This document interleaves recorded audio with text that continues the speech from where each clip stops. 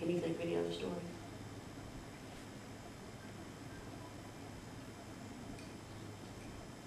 There was, I can't.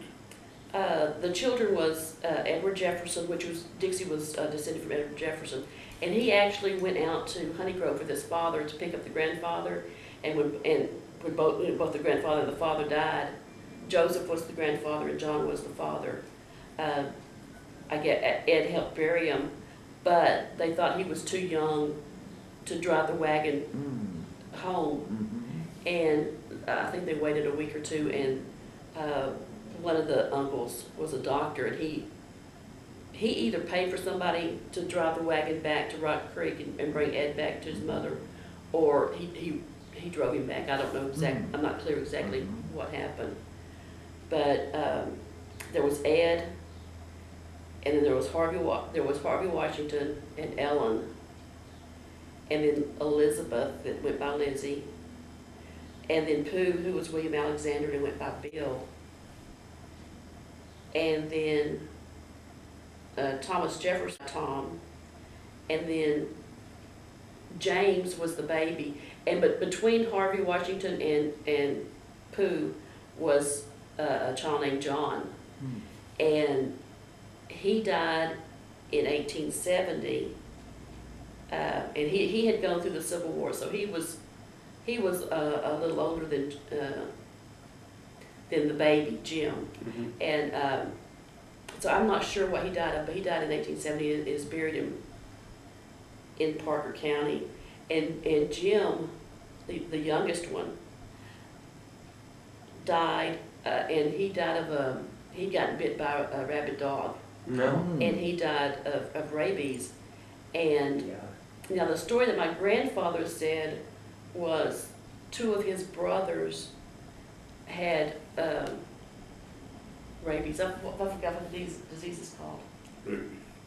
And Homophobia. Homophobia. And at the one of them died real quick from it, and the other one lingered on for a long time, and they had to tie him to the four posts of the bed because he was out of his mind. And he kept begging his brothers to shoot him to get him out of his misery. And Pooh had said that none of them could bring themselves to shoot their brother. Right. So they just tied him to the bedpost and took care of him as best they could.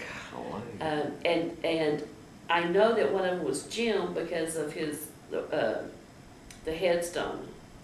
And also Ed Jefferson had a son that also died of rabies around the same time that Jim did. So I don't know. I don't know how many of them died of rabies, but I remember that story from my grandfather telling that story.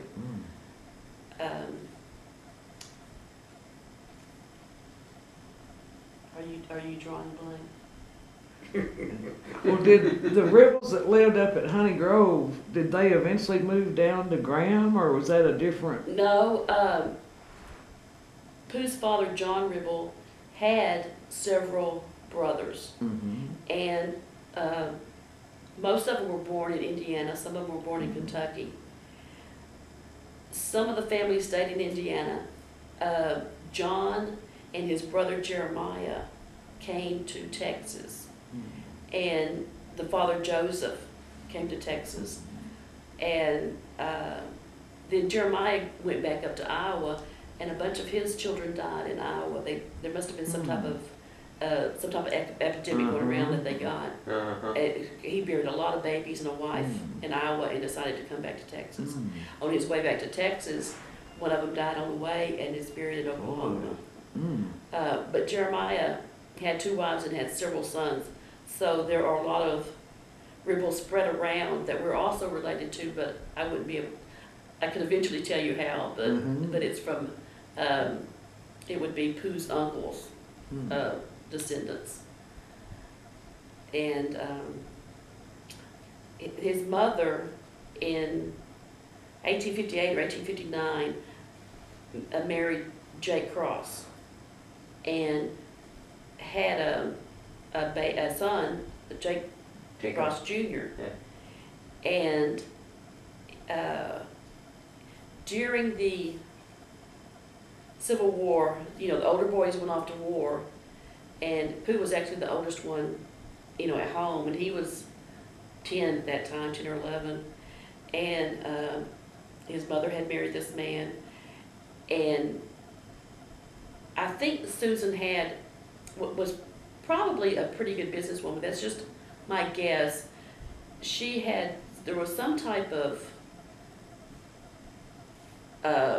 Stagecoach or Wells Fargo or the Pony Express or something that stopped at her place to change horses. And she would feed them, and she got a little bit of money from that. Mm-hmm. So she had some livestock. And this Jake Cross stole some horses. I don't know if he stole, but took them from his wife. I mean, it was her horses before they got married. And so I think the story was that he stole them from her and went to Denton County and sold them or something. And she sent Pooh to go get him or go talk to him or something, and told him exactly what ranches to stop at, to sleep at. And he was supposed to go so many miles at one night and find some place. And they had told him to look for a light. And he had seen this light, and he kept walking. He could feel it was dark. He kept walking. He could feel a fence next to him. So he walked or rode the horse, or maybe he led the horse right down by that fence. And he said somebody closed the door, so he didn't have that light anymore. So he was just feeling his way through. Ooh. But those people put him up for the night, and I don't know if it was the barn or some type of storage room, but wherever it was, they put him to sleep. They had a brown sugar, and so he ate as much brown sugar as he wanted to. But then he got really thirsty, and he didn't know where to go get the water. But I remember, my grandfather must have loved that story because he told that story a lot. Do you remember it? Mhm. And nothing is jogging your memory. Well, in those days, brown sugar came in a little cone, and they shaved off what they wanted. Really? Mm-hmm. I suppose it came another way. That was generally the way it was done. But he eat brown sugar, and I suppose that was a treat. A kid raised out in the country to have access to sugar. And then he was thirsty, but he was afraid to go get up and look for water because it would give away the fact that he was eating the brown sugar. And I think you probably still had kind of the dark issue if the lights were off. But I guess he got up the next morning and went on to Denton to do whatever it was he was going to do. I don't know. He got the horses and got them back. A 10-year-old kid by himself. Uh-huh. I don't know how, but he snuck up on where he was drinking and gambling probably, and he waited until dark. Then he got the horses and he left. So he rescued the horses. And she kind of, I can't find any legal divorce that she ever did from Jake Cross. Uh-huh. But she erased him from her life. And on her tombstone it says Ribble. Yeah. And I don't think she really ever mentioned him again. I don't know who has her family Bible. I know that somebody does. There was a gentleman that I got in contact with that was a blind man that had hired a researcher to do his genealogy. I believe he was Mormon, but I'm not 100% sure. Uh-huh. And that's how I found out that that Ellen actually had Alice because of the family Bible. She has written that Ellen did have the baby Alice and the birth date. But when Jake Cross Jr. was born, she kind of crossed out the cross, and she made it to these researchers. It made it look like John Ribble was the father of Jake Cross, and in the LDS database it has that. But John Ribble had died Years. 5 or 6 years earlier, so he certainly couldn't be the father.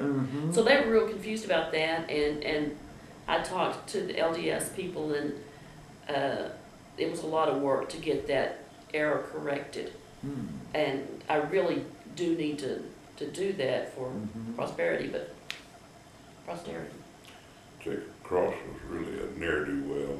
Yeah. He liked drinking and gambling and stuff like that. I don't know why she would ever marry him. Do you know if she actually married him? I wasn't there. But I Yeah, mean, there's a marriage license. okay. I want to say it was in Parker County. Uh-huh. One of those times when she moved to Parker County temporarily to get away from the Indians, I think she might have done it out of desperation. She might have thought, well, here's a man that can help me take care of these children, and Right. Hmm. but she had to be a pretty independent woman. Mhm. And at one time, and I'm pretty sure this was after she got rid of Jake Cross. She had sent Tom and Pooh out to work for a man, and she would make them some corn rolls. I don't know. I got the impression it was cornbread, but it was called something else, corn Mhm. something else. And she would pack that up for them in the morning, and they would go out and they would kill a rabbit or something and cook that for their meals. And they had gotten so poor that I don't know how this would happen, but she boiled the wheat down, and she had some molasses, and that's what they were eating for long periods of time. Uh-huh. Oh, man. And there was a lot of strange things happening at that time period. There's a lot of a group of white men that was run. John R. Baylor kind of was a militant. He didn't like the Indians. He wanted to kill all the Indians, and he had some guys from the books I've read, and there's several books tell these stories. So I'm thinking that there's a lot of truth to the stories, where this white group of men dressed up as Indians and would go in and raid a place because they wanted people to think it was the Indians, to get rid of the Indian reservation, to get those Indians out of there. Mhm. And I read in a book where Pooh was quoted because several authors interviewed him during his lifetime and wrote what he had said in one of those books. He said that he might have been hunting at Connor Creek, which was not very far from where that log cabin was. Mhm. And he saw John Baylor on the banks with some scalps on his belt. Hmm. And I got the impression that, from the story, that Pooh was kind of like hiding in the bushes and didn't let them know that he was anywhere around. He just saw them. And I thought that was interesting. I never heard that story from my grandfather. I saw that in one of the books that somebody had written. There was some type of lawsuit by the Leon School District where they were suing Susan, his mother Susan, for something on some type of land. And she must have kept in touch with Jake Cross in some manner, because she always knew where he was when she needed him. But she sent Pooh to, at that time, Parker County to bring him back to be her witness in this lawsuit. And so Pooh went out there and got him and brought him back, and she won the lawsuit. But he died and he's in a pauper grave in Parker County, and there's no headstone. So you can't find where he was buried or anything. Right. And that's the son? That's Father. that second husband that she had that was a scoundrel. And I wonder if the reason why she just pushed him out of her life, I'm wondering if he's not the one that raped that girl and got her pregnant. Mm. Oh, maybe so. That may be a possibility. And since he was born in New York, I guess that would identify him as a Yankee. Yeah. Raised by a Yankee. So that would fit in that kind of story. But now Wayne got the genealogy DNA for the Ribble line. The males could get it in their surname. It will show where they come from. They could take DNA from women and it shows other things. But it kind of showed where the Ribbles came from. My ancestors came from the Alsace-Lorraine area between France and Germany. Mm-hmm. How It has interesting. changed ownership many times. Sometimes it's German, sometimes it's French. Mm-hmm. Hmm. Sometimes you can, some of the people there speak German, some speak French. Mm-hmm. Some people will tell you they're German, some will tell you they're French. It's always been it's a buffer area that's been overtaken several times, but that's where my ancestors come from, was the Alsace-Lorraine area. Mm-hmm. So I don't know if I'm French or German. You're confused. I am confused. Now, in doing research, I found a book written by Ida Duckworth Copeland, and her parents, her father was a Ribble, and this was in the early 1900s, and she lived in Indiana, and she had had a child, but that child had died, and she hadn't had any more. She wrote letters to different post office, just general delivery, basically for any Ribble. Uh-huh. She would just put Ribble general delivery, Hmm. whatever town. And she knew that Joseph had moved to Texas, so she did it for some Texas areas, and she did it through several counties in Indiana and Kentucky. And people would write her back, and so she wrote this book on the information that she got back. Hmm. And what she did was, she asked them, what do you know about the history of the Ribble family? And then she asked them for their, their names of their children and stuff like that. All right. It's Strasbourg. Where it's Strasbourg, it's like two different locations, but Strasbourg is like between them or something. Yeah. And in this book that Ida Duckworth Copeland wrote, one person sent a letter to her saying that their family story was that they had come from Strasbourg, they owned land in Strasbourg, but because of religious differences, they left, and they may have changed their name. So I don't know if it was Ribble then, or it was confusing if they changed their name, but it sounded like it might be John French or John spoke French. It was strange the way that the family story had come around, but that Strasbourg matches what his DNA matches. Right, exactly, yes.